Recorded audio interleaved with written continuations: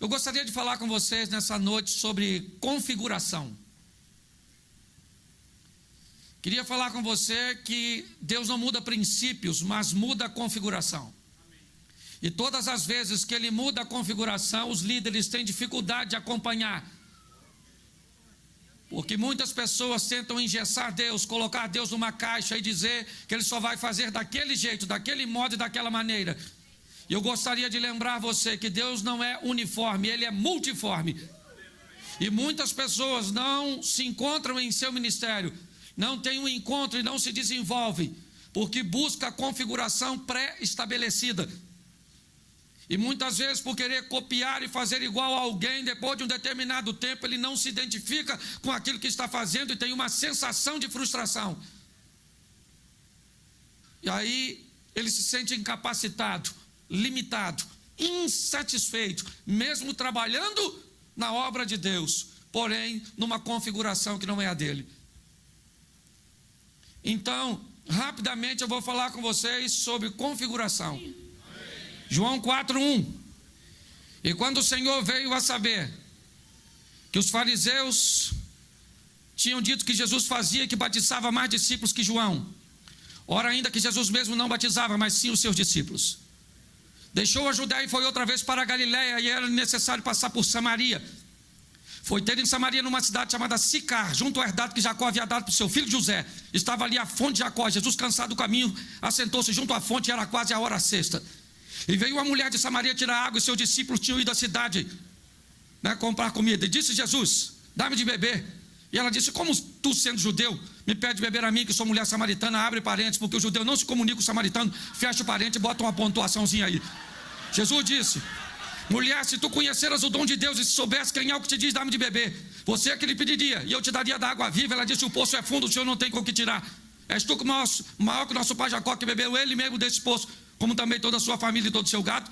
Jesus disse: aquele que beber dessa água tornará a ter sede, porém aquele que beber da água que eu lhe der nunca mais terá sede, porque a que eu lhe der se fará um salto para a vida eterna. E ela disse: Senhor, onde pois tu tens dessa água? Me dê um pouco para que eu não precise mais tornar aqui a apanhá-la. Jesus disse: vai chamar o teu marido. E ela disse: eu não tenho marido. Ele disse: disseste bem, não tens marido, porque já tiveste 5 maridos que tu tens, agora não é teu. E ela disse: vejo que tu és profeta, mas nossos pais adoraram nesses montes, e você diz que o local de adoração é Jerusalém. E Jesus disse: não é aqui nem Jerusalém. Feche os seus olhos agora. Senhor nosso Deus e Pai, em nome de Jesus, eis aqui a tua palavra. Continua falando conosco, pelo poder do nome de Jesus. Amém, glória a Deus. Amém? Amém. 2 coisas nós vamos ver nesse texto muito interessante, como mudança de configurações. Aliás, 3, só para a gente entender que há mudança, e quando há mudança, nós temos dificuldade de entender. O texto diz que Jesus vai da Galiléia para a Judéia, e era-lhe necessário passar por Samaria. Mas você sabe que a maioria dos judeus não faziam isso, e desviavam o caminho para não ter que passar em território samaritano. Jesus é o chefe dos crentes e vai passar por lá com a sua patota. Já começa aí, quebrando protocolo. Quando de repente vem uma mulher de Samaria tirar água, e conversar sozinho com a mulher é outra mudança de configuração. Terceiro, ele sabe quem é a mulher, uma dona moderna, à frente do seu tempo. 6 homens.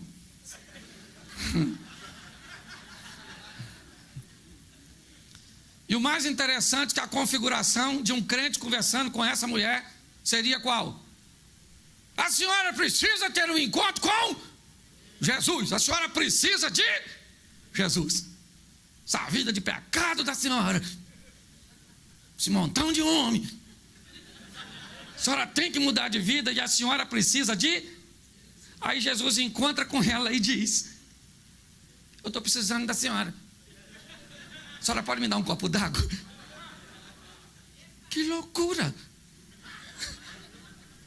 Ele encontra com uma mulher que ele sabe que precisa dele, e ele diz para ela: estou precisando da senhora. Porque quando você pede a alguém, você coloca essa pessoa num posicionamento de vantagem. Você está entendendo? Você desarma a pessoa. Jesus sabia que ela precisava dele. Sabia que ela buscava a felicidade em homens, em relacionamentos. Mas ele olha para ela e diz: senhora, me dá de beber. Ela tem a corda, ela tem o cântaro, a água está no fundo. Deu uma sensação que ela está no controle. E ela falou: como tu, sendo judeu, me pede beber a mim, que sou mulher samaritana? Em outras palavras, ela quer dizer: como o senhor ousa falar comigo? Sou uma mulher decente.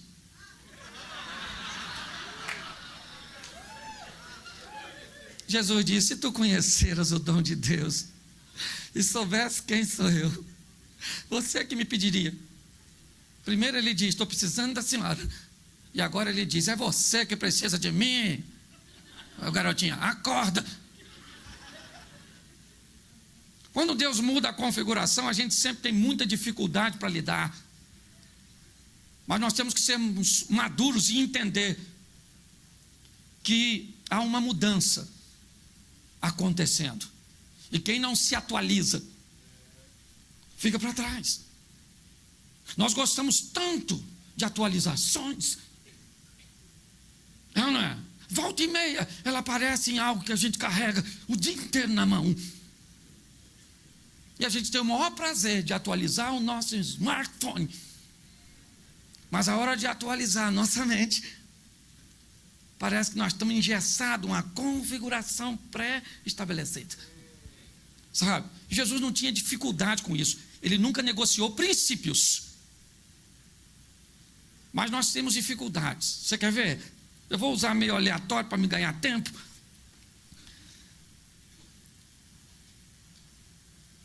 Êxodo 17:6. Deus chega para um grande líder no momento em que o povo tem sede. Moisés vai conversar com Deus e Deus diz: Moisés, vai lá e fere a rocha que vai sair água. Moisés falou: é comigo mesmo. Foi lá e feriu a rocha e saiu água. O povo bebeu, que beleza. Números 20, verso 8. O povo tem sede de novo. Deus conversa com Moisés e diz: Moisés, fala para a rocha. Quando Deus falou: fala para a rocha, Moisés pensou: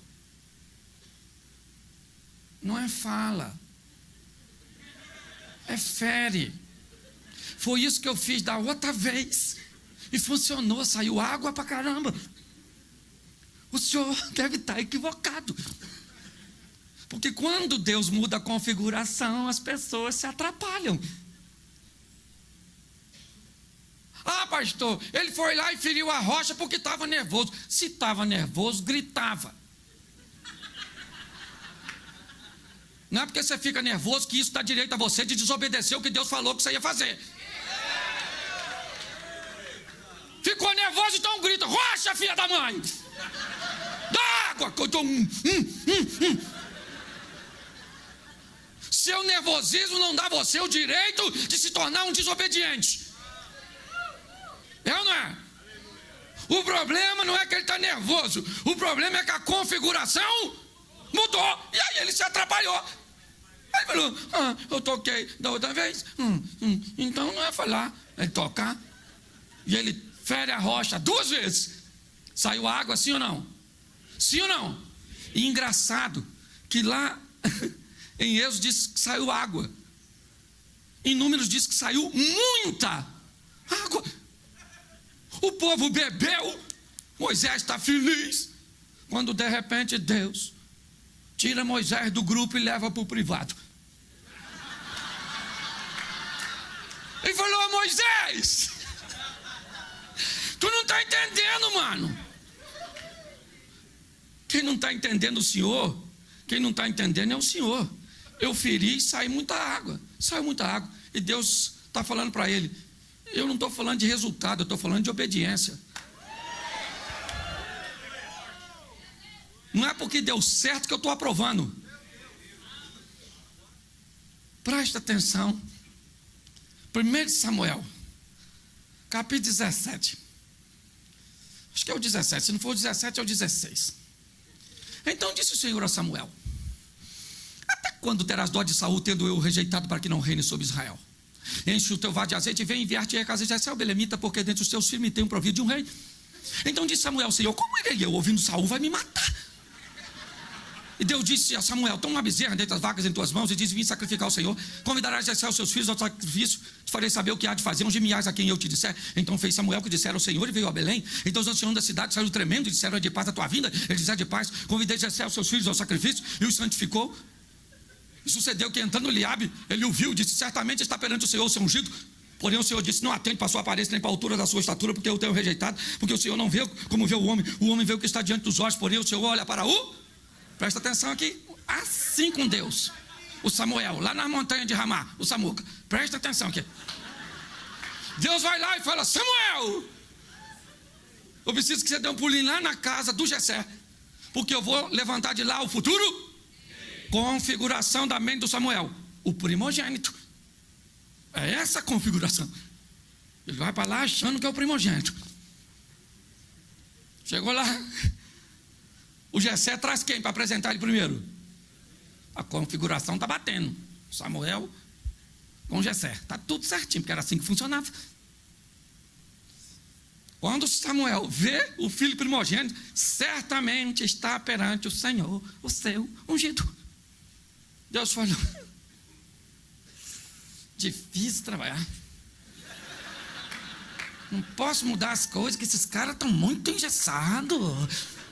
Samuel, não atende para a sua aparência, nem para a altura da sua estatura, porque eu tenho rejeitado. Samuel falou: então agora eu já não sei mais de nada. Faz passar esses meninos tudo aí para a gente avaliar. Você está rindo de você mesmo. Porque por muitas vezes Deus vai mudar a maneira. O pior, vai ter a sua maneira particular. Falo isso como a maioria daqueles que eu ouvi ministrar, que contaram a história de si mesmo. Deus me deu uma configuração esquisitíssima. Foi ou não foi? Foi. Depois de tudo que você viu, eu duvido. Aqui hoje, se você não estava pensando assim: sangue de Jesus tem poder. O que esse palhaço vai fazer agora, depois de tanta espiritualidade? Não ri não, que aí está dizendo o que você pensou. Preste atenção. Deus me deu uma configuração que não era das pessoas, que não era o padrão. Que você vai para uma linha ultra pentecostal, eles têm um padrão. Se você não estiver dentro do padrão, Deus não está contigo. Então, para você ser espiritual, você tem que fazer assim, ó.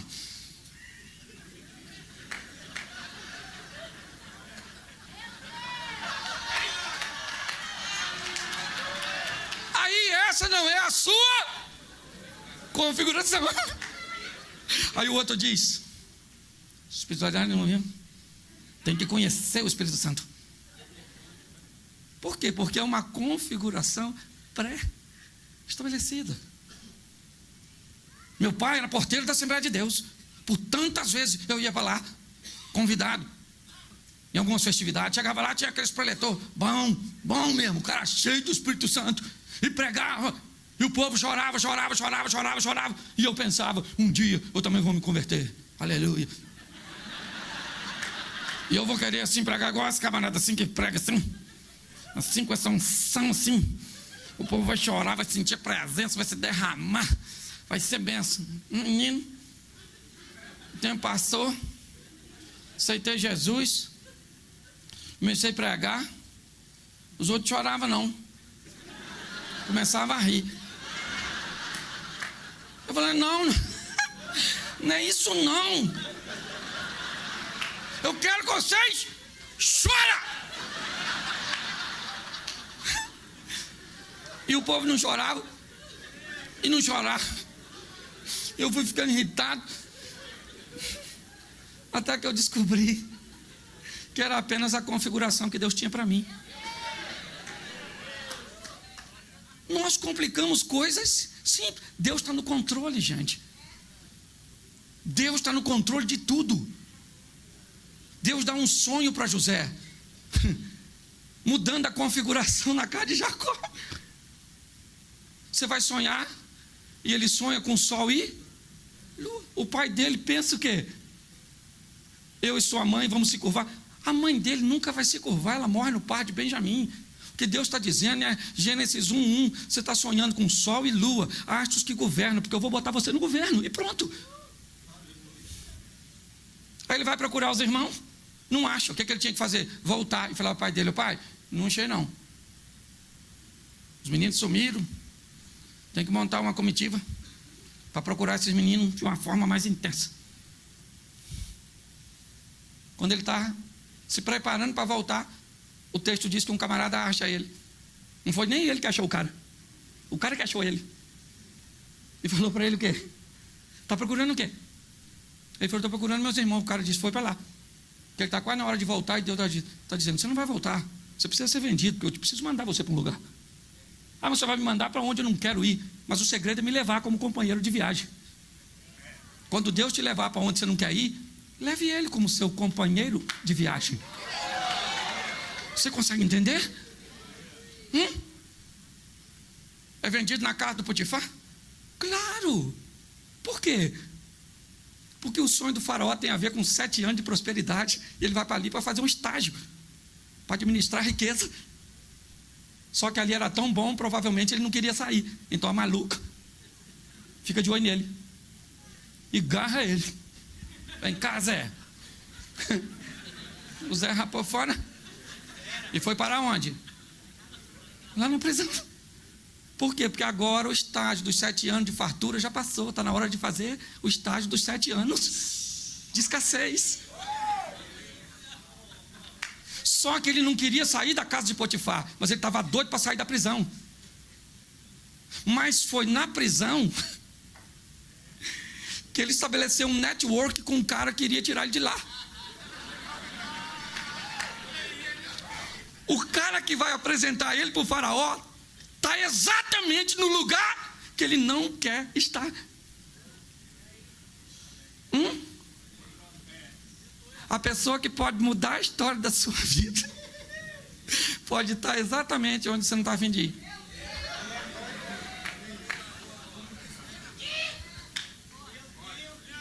Você entende isso? Ele estava tão triste com aquela situação que ele estava doido para sair de lá. É ou não é? Então ele chama o copeiro e diz: cara, você vai servir lá o faraó. Fala que eu não sou maníaco do Egito, não. Que a maluca estava afim de mim, mas não peguei não, rapaz. Não peguei não. Estava até afim de pegar, mas não peguei não, rapaz. Maluca gostosa. Não, não. Sim, porque você que é líder tem que ter cuidado. Foi numa brincadeira dessa que o Sansão se lascou. Ele mata o leão. Sim, mas quando ele matou o leão, o texto diz que o leão vem na direção dele. Foi legítima, mas ele era nazireu. Tinha que chamar o pai, avisar e passar pelo sistema de purificação. Só que ele não gostava de se corrigir em coisas pequenas. Então ele esconde do pai. E ele pensou que o leão estava vencido. Mas não estava. O leão, depois de morto, arrebentou ele. Porque na ossada do leão tinha uma colmeia. E o Satanás é especialista de botar coisa doce no lugar que você não pode estar. Você consegue pegar? Fique de olho nas configurações, meu filho. O José estava cansado. Chamou o copeiro e falou: ô maluco, deixa eu falar com a pessoa. Eu não garrei ela não, cara. Fala com o faraó lá que eu sou legal. O texto diz que levou 3 dias, o copeiro saiu, esqueceu do Zé. Por quê? Porque José queria queimar a etapa. E se o copeiro lembra do José em 3 dias, José sairia da prisão para ser copeiro. Você quer queimar a etapa? Pode nunca chegar no governo e sempre continuar na copa. As etapas são ruins, mas elas são necessárias. Tenta ajudar uma borboleta a sair do casulo antes da hora. É a pressão, o esforço que ela faz para sair de lá, que joga o líquido pelo seu corpo para dar a ela condições de voar. Tenta queimar a etapa para você ver o que vai acontecer. As pessoas olham para o nosso ministério e muitas vezes dizem assim: aconteceu de repente. Vai olhar a história desses homens. Ninguém me viu carregando no banco 14 anos, dando aula, escola dominical, em galinheiro. Ninguém viu. Minha mulher viu, né, Fê? Mas vocês não viram. Aí, hoje as pessoas falam, aconteceu de repente. Eu falei, miserável, 14 anos é de repente. É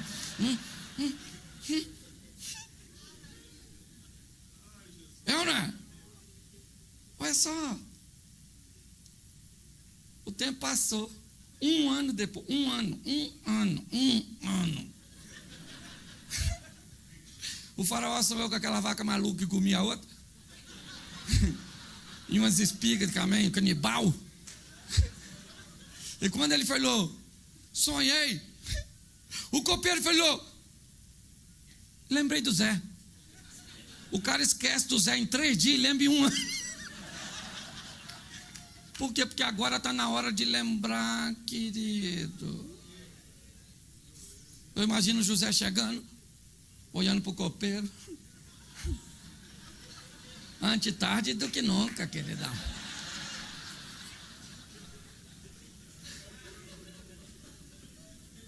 As configurações, elas vão variar. Você pensa o quê quando eu vi esse moço pregar aqui? Antes de mim. Eu falei, o Eduardo Reis me trouxe aqui para me envergonhar.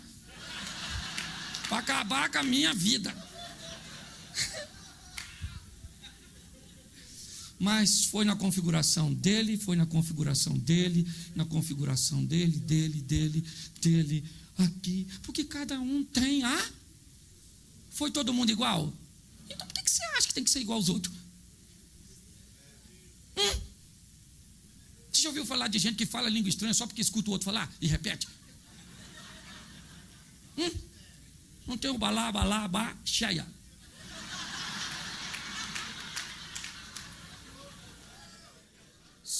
Repita comigo, ministério não é fardo. Ministério é privilégio.